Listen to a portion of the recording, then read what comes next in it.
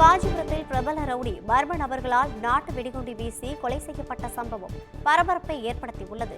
காஞ்சிபுரம் மாநகராட்சிக்கு உட்பட்ட திருக்காமேடு பகுதியைச் சேர்ந்தவர் வசூல் ராஜா.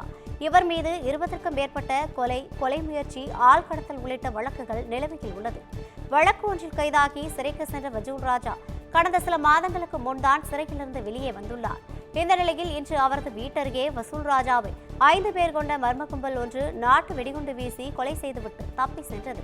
பட்டப்பகலில் அரங்கேறியுள்ள இந்த படுகொலை சம்பவம் பதற்றத்தை ஏற்படுத்தியுள்ள நிலையில் விஷ்ணு காஞ்சி போலீசார் சடலத்தை கைப்பற்றி உடற்கூறாய்வுக்கு அனுப்பி வைத்துவிட்டு விசாரணை மேற்கொண்டு வருகின்றனர். கோவை மாவட்டம் வடவள்ளி பகுதியில் வனத்துறையினரால் பிடிபட்ட சிறுத்தை சிகிச்சை பலனின்றி உயிரிழந்தது.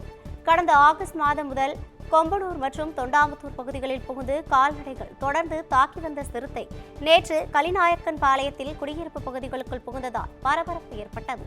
தகவல் அறிந்து வந்த வனத்துறையினர் நீண்ட போராட்டத்திற்கு பிறகு வலை மூலம் சிறுத்தையை பிடித்தனர். பின்னர் மயக்க மருந்து செலுத்தி சிறுத்தையை பரிசோதித்ததில் அதன் உடலில் காயங்கள் இருப்பது கண்டறியப்பட்டது. தொடர்ந்து சிறுத்தைக்கு சிகிச்சை அளிக்கப்பட்ட நிலையில் சிகிச்சை பலனின்றி உயிரிழந்ததாக வனத்துறையினர் தெரிவித்தனர்.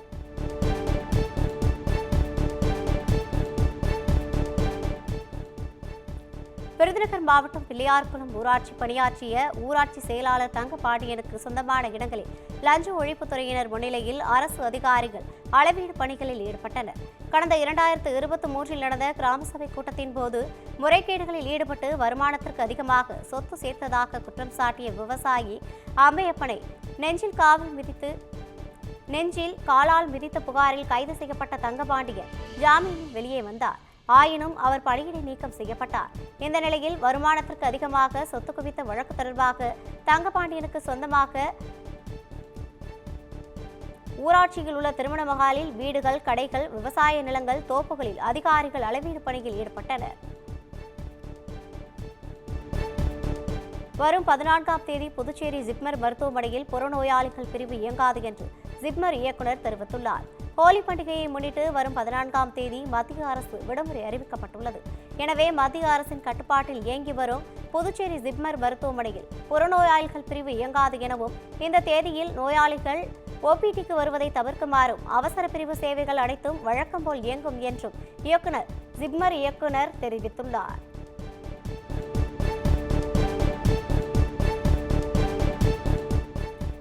தமிழ்நாடு அரசு போக்குவரத்து கழக நகர் பேருந்துகள் மற்றும் புறநகர் பேருந்துகளில் 100 கிலோமீட்டர் தூரம் வரை மகளிர் சுய உதவிக்குழு பெண்கள் 25 கிலோ வரையிலும் பொருட்களை கட்டணமின்றி எடுத்து செல்ல போக்குவரத்து துறை அனுமதி வழங்கியுள்ளதாக துறையின் கூடுதல் தலைமை செயலாளர் மணீந்திர ரெட்டி தெரிவித்துள்ளார்.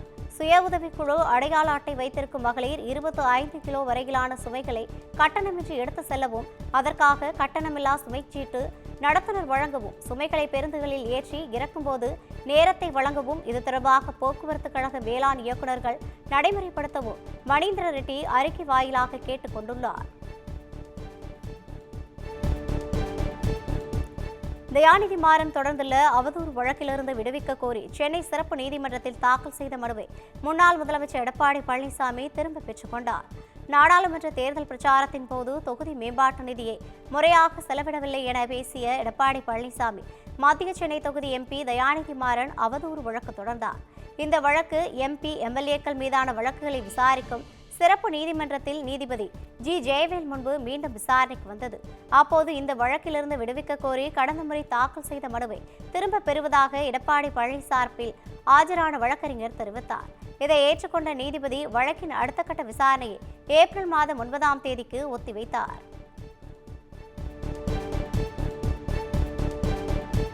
நாம் தமிழர் கட்சியின் தலைமை ஒருங்கிணைப்பாளர் சீமான் வீட்டு பணியாளர் மற்றும் பாதுகாவலர் ஜாமீன் கோரிய மனு குறித்து காவல்துறை பதிலளிக்க சென்னை உயர்நீதிமன்றம் உத்தரவிட்டுள்ளது. நடிகையின் பாலியல் புகார் குறித்த விசாரணைக்காக சீமான் வீட்டில் ஒட்டப்பட்ட சம்மனை கிழித்ததாக அவரது பணியாளர் சுபாகர் மற்றும் பாதுகாவலர் அமல்ராஜ் ஆகியோரை நீலாங்கரை காவல்துறையினர் கைது செய்தனர். சிறையில் அடைக்கப்பட்டுள்ள சுபாகர், அமல்ராஜ் ஜாமீன் கேட்டு தாக்கல் செய்த மனுவை செங்கல்பட்டு நீதிமன்றம் நேற்று தள்ளுபடி செய்த நிலையில் இருவரும் ஜாமீன் கேட்டு சென்னை உயர்நீதிமன்றத்தில் மனு தாக்கல் செய்தனர். மனு குறித்து காவல்துறை பதிலளிக்க உத்தரவிட்ட நீதிபதி சுந்தர் மோகன் விசாரணையை நாளை மறுநாளுக்கு ஒத்திவைத்தார்.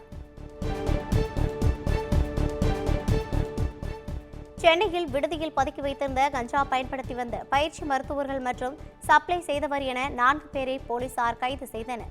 ராஜீவ்காந்தி அரசு மருத்துவமனை முதல்வர் தேனிராஜன் புகாரின் பேரில் மருத்துவ மாணவர்களின் விடுதி அறையில் போலீசார் அதிரடி சோதனை நடத்தினர். இதில் பயிற்சி மருத்துவர்கள் தருண், சஞ்சய் ரத்னவேல், ஜெயந்த், கார்த்திக் ஆகியோரின் அறைகளில் இருந்து மொத்தம் 150 கிராம் கஞ்சா, கெட்டமைன் ஊசி ஆகியவற்றை பறிமுதல் செய்த போலீசார் ஜெயந்த், தருண், சஞ்சய் ரத்னவேல் ஆகியோரை கைது செய்தனர்.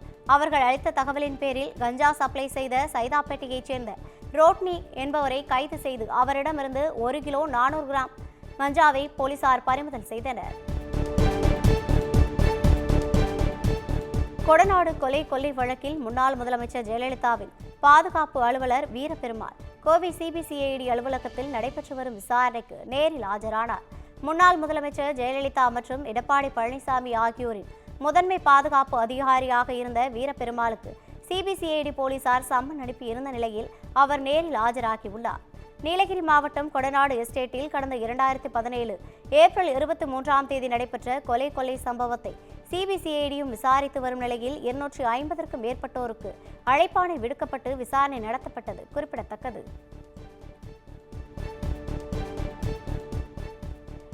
குறவர் இனத்தின் அனைத்து உபசமூகத்தினரையும் பழங்குடியினர் என உத்தரவிடக் கோரிய வழக்கில் மத்திய மாநில அரசுகள் பதிலளிக்க உயர்நீதிமன்ற மதுரை கிளை உத்தரவிட்டுள்ளது. குறவர் இனத்தில் 28 உபக்குழுக்களாக வசித்து வரும்போது 2 பிரிவினரை மற்றும் பழங்குடிகளாக வகைப்படுத்தப்பட்டதாக கூறி வழக்கு தொடரப்பட்டது. பிற பிரிவினர் சீர்மரபினர் என வகைப்படுத்தப்பட்ட நிலையில் இனத்தின் அனைத்து சமூகத்தினரையும் பழங்குடியினர் என உத்தரவிட வேண்டும் என மனுவில் வலியுறுத்தப்பட்டது. இவ்வழக்கு உயர்நீதிமன்ற மதுரை கிளை அமர்வில் விசாரணைக்கு வந்தது. தொடர்ந்து வழக்கு தொடர்பாக மத்திய அரசின் சமூக நலத்துறை செயலாளர் மற்றும் தமிழ்நாடு தலைமை செயலாளர் பதில் மனு தாக்கல் செய்ய உத்தரவிட்டு 4 வாரங்களுக்கு நீதிபதிகள் வழக்கை ஒத்திவைத்தனர். எந்திரன் திரைப்பட விவகாரத்தில் இயக்குநர் சங்கரின் சொத்துக்களை முடக்கிய அமலாக்கத்துறை நடவடிக்கை இடைக்கால தடை விதித்து சென்னை உயர்நீதிமன்றம் உத்தரவிட்டுள்ளது. எந்திரன் திரைப்பட கதை விவகாரத்தில் இயக்குநர் சங்கர் காப்புரிமை சட்டத்தை மீறியுள்ளதாக கூறி அந்த படத்திற்கு பெற்ற சம்பளத்தின் மூலம் சங்கர் வாங்கிய அசையா சொத்துக்களை முடக்கி அமலாக்கத்துறை உத்தரவிட்டது. அமலாக்கத்துறை நடவடிக்கைக்கு எதிராக இயக்குநர் சங்கர் சென்னை உயர்நீதிமன்றத்தில் மனு தாக்கல் செய்துள்ளார். இந்த மனு நீதிபதிகள் MS ரமேஷ், N செந்தில் அமர்வில் விசாரணைக்கு வந்தது. இருதரப்பு வாதத்தையும் கேட்ட நீதிபதி அமலாக்கத்துறை நடவடிக்கைக்கு இடைக்கால தடை விதித்ததோடு மனு குறித்து பதிலளிக்க உத்தரவிட்டு விசாரணையை ஏப்ரல் 21ஆம் தேதிக்கு ஒத்திவைத்தது. செங்கல்பட்டு மாவட்டம் மதுராந்தகத்தில் முன்னால் சென்ற பேருந்தை முயன்ற அரசு பேருந்து விபத்துக்குள்ளானது. மதுராந்தகம் கால்நடை மருத்துவமனை எதிரே திருச்சி சென்னை தேசிய நெடுஞ்சாலையில் கடலூரிலிருந்து கிளாம்பாக்கம் நோக்கி அரசு பேருந்து ஒன்று சென்று கொண்டிருந்தது. அப்போது முன்னால் சென்ற பேருந்தை முந்த முயன்ற போது அரசு பேருந்து ஓட்டுநரின் கட்டுப்பாட்டை இழந்து சென்டர் மீடியனில் உள்ள கட்டையில் மோதி விபத்துக்குள்ளானது.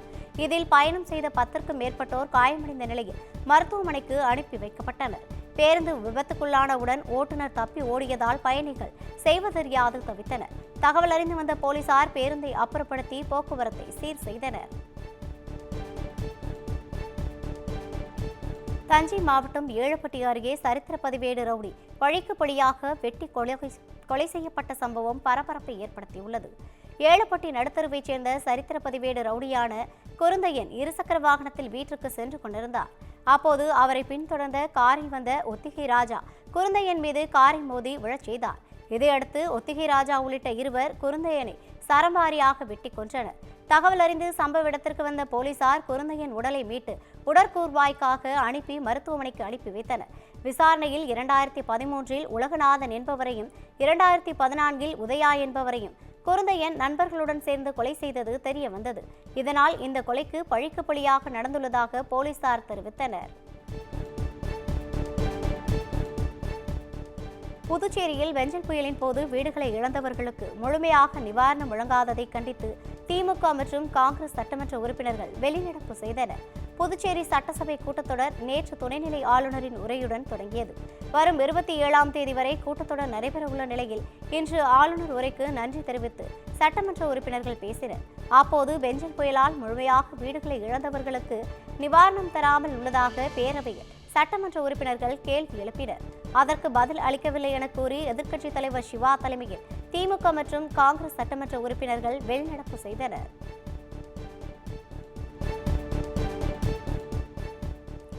தேமுதிக பொதுச் செயலாளர் பிரேமலதா விஜயகாந்த் இசையமைப்பாளர் இளையராஜாவை அவரது இல்லத்திற்கு சென்று நேரில் சந்தித்து வாழ்த்து தெரிவித்தார். லண்டனில் உள்ள அப்போலோ அரங்கில் தனது வேலியன்ட் சிம்போனி இசையை இளையராஜா அரங்கேற்றம் செய்ததன் மூலம் உலக அளவில் தனக்கும் தமிழகத்திற்கும் பெருமை சேர்த்துள்ளார். சிம்போனி எழுதி அதனை சர்வதேச அளவில் அரங்கேற்றிய ஆசிய கண்டத்தின் முதல் இசையமைப்பாளர் என்ற பெருமையையும் 82 வயதான இளையராஜா அடைந்துள்ளார். இளையராஜாவின் சிம்போனி நிகழ்ச்சிக்காக தமிழக முதலமைச்சர் மு.க. ஸ்டாலின் தொடங்கி பலரும் வாழ்த்துக்களை தெரிவித்து வந்த நிலையில் தேமுதிக பொதுச் செயலாளர் விஜயகாந்த் பிரேமலதா விஜயகாந்தும் சகோதரர் எல்.கே. சுதீஷுடன் நேரில் சென்று சால்வை அணிவித்து தனது வாழ்த்துக்களை பகிர்ந்து கொண்டார்.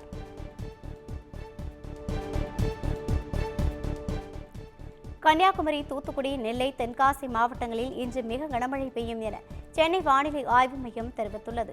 தமிழக கடலோர பகுதிகளை ஒட்டிய தென்மேற்கு வங்கக்கடல் பகுதிகளில் மேல் நிலவும் வளிமண்டல கீழடுக்கு சுழற்சி காரணமாக கன்னியாகுமரி, திருநெல்வேலி, தென்காசி மற்றும் தூத்துக்குடி மாவட்டங்களில் ஓரிரு இடங்களில் கன முதல் மிக கனமழையும், விருதுநகர், சிவகங்கை, மயிலாடுதுறை, தஞ்சாவூர், திருவாரூர், நாகப்பட்டினம், புதுக்கோட்டை மற்றும் ராமநாதபுரம் மாவட்டங்களில் ஒரு சில இடங்களிலும், காரைக்கால் பகுதிகளில் கனமழை பெய்ய வாய்ப்புள்ளதாகவும் வானிலை ஆய்வு மையம் தெரிவித்துள்ளது.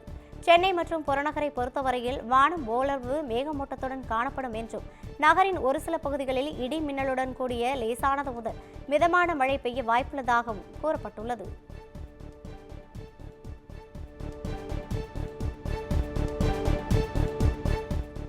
மயிலாடுதுறை மாவட்டம் முட்டம் கிராமத்தில் இரட்டை கொலை வழக்கில் கைது செய்யப்பட்ட 3 சாராய வியாபாரிகள் மீது குண்டர் சட்டம் பாய்ந்துள்ளது. முட்டம் கிராமத்தில் கடந்த 14ஆம் தேதி 2 இளைஞர்கள் சாராய வியாபாரிகளால் படுகொலை செய்யப்பட்டனர். இந்த விவகாரத்தில் 6 பேர் கைது செய்யப்பட்டு கடலூர் சிறையில் அடைக்கப்பட்டுள்ள நிலையில் பெரம்பூர் காவல் நிலைய காவலர்கள் அனைவரும் கூண்டோடு மாற்றம் செய்யப்பட்டனர். இந்நிலையில் மாவட்ட காவல் கண்காணிப்பாளர் பரிந்துரையின் பேரில் தங்கதுரை, மூவேந்தன், ராஜ்குமார் ஆகிய 3 பேரை குண்டர் தடுப்பு சட்டத்தில் அடைக்க மாவட்ட ஆட்சியர் ஸ்ரீகாந்த் உத்தரவு பிறப்பித்துள்ளார். இதற்கான ஆணை கடலூர் சிறையில் கண்காணிப்பாளரிடம் வழங்கப்பட்டது.